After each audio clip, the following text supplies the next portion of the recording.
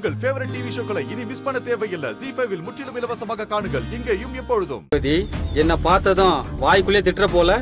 ஐயோ அப்படிலாம் இல்லைண்ணே, வாங்கன்னு சொன்னேன். காஃபி வாங்கிட்டு வர சொல்லவா, இல்ல தண்ணி குடிக்கிறீங்களா? அதான் தண்ணி காட்டிக்கிட்டே இருக்கியே. என்னண்ணே? என்ன ரேவதி, வட்டி கொடுக்குற ஐடியா இருக்கா இல்லையா? ஆஹா, அது இல்லைண்ணே, வியாபாரமே சரியா ஆக மாட்டேங்குது. சீசன் இல்லைண்ணே, திருவிழா வந்த உடனே கொடுத்துடுறேன். எத்தனை திருவிழாமா வருது? வட்டி அசல் எல்லாத்தையும் ஒன்னா சேர்த்தா எவ்வளவு வருதுன்னு தெரியுமா? 2 மாசமா வட்டி கொடுக்கல, அதுக்கு ஒரு வட்டி போடவா? அண்ணே 10 மாசம் சரியா தானே வட்டி கட்டியிருக்க. அது சரி, 2 மாசமா என்னாச்சு? ஆளுக்கு 2-3 மாசம்னு பெண்டிங்க வச்சா நான் எப்படி தொழில் பண்றது? உன்னால நான் நஷ்டப்பட்டு நிக்கிறதா? இது சரியா வராது. நீ கொடுக்க வேண்டிய வட்டிய அசல சேர்த்துருவேன். இப்போ நீ அதுக்கும் வட்டி கொடுக்கணும். ஐயோ அண்ணே, அப்படி பண்ணாதீங்க அண்ணே, கொஞ்சம் இறக்கம் காட்டுங்க அண்ணே. நான் இப்படியே இறக்கம் காட்டினா அப்புறம் நானும் உன்ன மாதிரியே பூக்கடை போட்டு நானும் வட்டிக்கு வாங்குற நிலைமைக்கு வந்துருவேன்.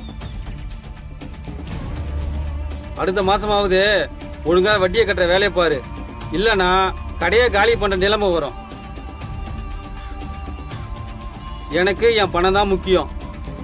நான் சும்மா விட மாட்டேன், பார்த்து நடந்துக்கோ. நான் கிளம்புறேன். அண்ணா அண்ணா அண்ணா, கட்டையில போறவன் அசலை விட அதிகமா வட்டியை கட்டியிருக்கேன்.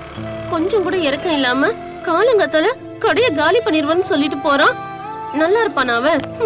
ரேவதி, இத கடன் வாங்கறதுக்கு முன்னாடியே யோசிச்சிருக்கணும். இப்ப வருத்தப்பட்டு என்ன பிரயோஜனம்? நான் என்ன வெட்டியா வாங்கி செலவு பண்ணனா? உன் கண்ணுக்கு வைத்தியம் பாக்குறதுக்கு தானே வாங்கினது. அது வட்டி வட்டின்னு இப்ப வானத்தை முட்டிக்கிட்டு நிக்குது.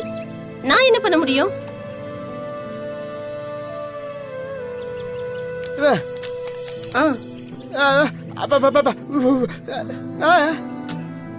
உனக்கு எதுக்கு அதெல்லாம்? போ, போய் வேலைய பாரு. வட்டிக்கு கடன் வாங்கியிருந்த அத கேட்டு பேசிட்டு போறான்.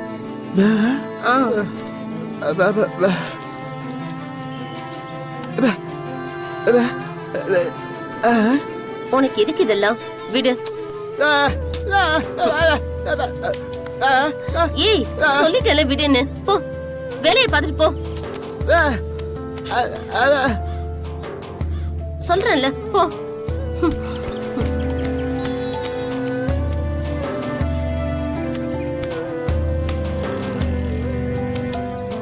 இவன் வேற. உட்காருமா. ZEE5 ஆப்பை டவுன்லோட் செய்து அனைத்து எபிசோடுகளையும் இலவசமாக பாருங்க.